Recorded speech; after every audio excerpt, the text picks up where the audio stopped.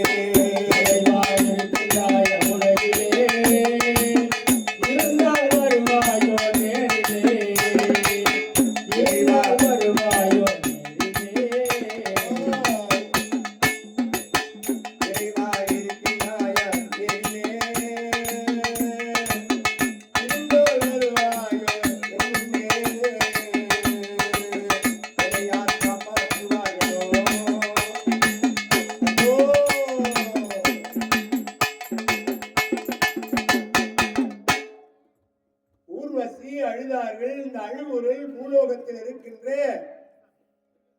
இந்த புருவனுக்கு கேட்டதான். விரைந்து சென்று அந்த அசுரியந்தனை அடித்து ஊர்வசியை சிறைமிட்டு அங்கிருந்து கொண்டு வந்து தேவர் உலகத்திலே தேவேந்திரனிடத்திலே ஒப்படைச்சார். அம்மா தேவேந்திரன் மகிழ்ச்சி அடைந்தான். ஊர்வசி, இந்த புருவன் உன் மானத்தை காப்பாற்றியதினாலே அந்த புருவனை நீ திருமணம் செய்து ஒரு குழந்தையை பெற்றெடுக்க வேண்டும்.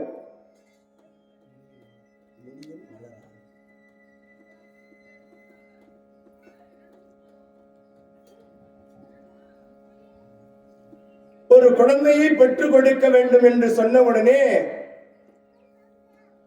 ஊர்வசி பயந்து போனார்கள். நாட்டிய பெண் நான் போய் ஒரு குழந்தையை பெற்றுக் கொடுப்பதா? பழக்கமில்லாத வேலை எனக்கு. மறுத்து பேசினார். இல்லை இல்லை அம்மா, ஊர்வசி, உன் மானத்தை காப்பாற்றியவன், உயிரை காப்பாற்றியவன், உன் மானத்தை காப்பாற்றிய அந்த புருவனோடு நீ சில காலம் திருமணம் செய்து குழந்தையை பெற்று வாரிசு உண்டு செய்துவிட்டு நீ தேவலோகத்திற்கு நாட்டிய பெண்ணாய் வந்து விடலாம். தேவேந்திரன் ஆணையின்படி ஒப்புக்கொண்டால் அந்த புருவனை சிறப்பான முறையிலே மணந்து இல்லறம் நல்லறமாக சிறப்பான முறையில் நடத்தி கொண்டிருக்கின்றாள். அரகணம பார்வதி பதையே மகாதேவா.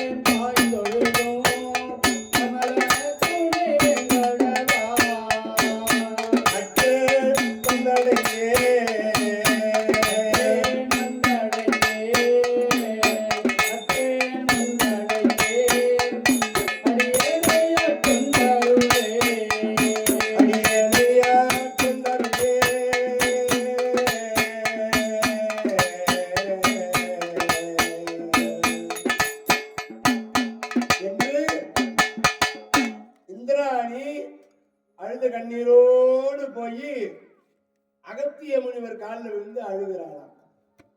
அம்மா, இந்திராணி ஏன் அழுகிறாய்?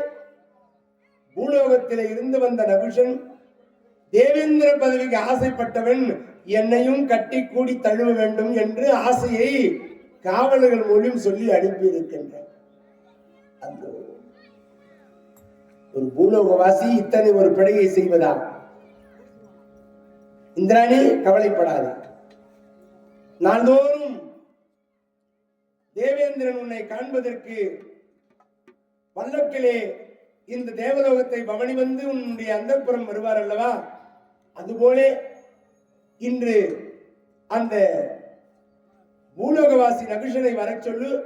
அவனை ஒரு கை நான் பார்த்துக் கொள்கிறேன். சப்த ரிஷிகள் தேவேந்திரனை பல்லக்களை சுமந்து போய் இந்திராணி இருக்கின்ற அந்த புறத்திலே விடுவார்கள். இதுதான் வழக்கம். அதுபோல இன்று நடக்கின்றது. இந்த பூலோகவாசி நகுஷனை பல்லக்கு வந்தது. பல்லக்கில் ஏறி அமர்ந்தான். சப்த ரிஷிகள் அகத்தியர், அத்திரி, ஆங்கிரசர், கௌதமர், காசிபர், புலஸ்தியர், வசிஷ்டர், இந்த 7 முனிவர்களும் பல்லக்கு தூக்குனாங்க. அந்த பல்லக்கிலே உள்ள உட்கார்ந்துங்கிறா இந்த நகுஷன் பூலோகவாசி. பல்லக்கு மெதுவா போகுது. அவங்க வேகமா எடுத்துக்கணும் போல இந்த பூலோகவாசி நகுஷனுக்கு இந்த பல்லக்கு மெதுவா போகுது. அவன் எண்ணம் வேகமா போதான். இந்திராணியை கூடி கட்டி தழுவ வேண்டும் அப்படின்ற அந்த மன எண்ணம் வேகமா போதான். பல்லக்கு மெதுவா போகுது.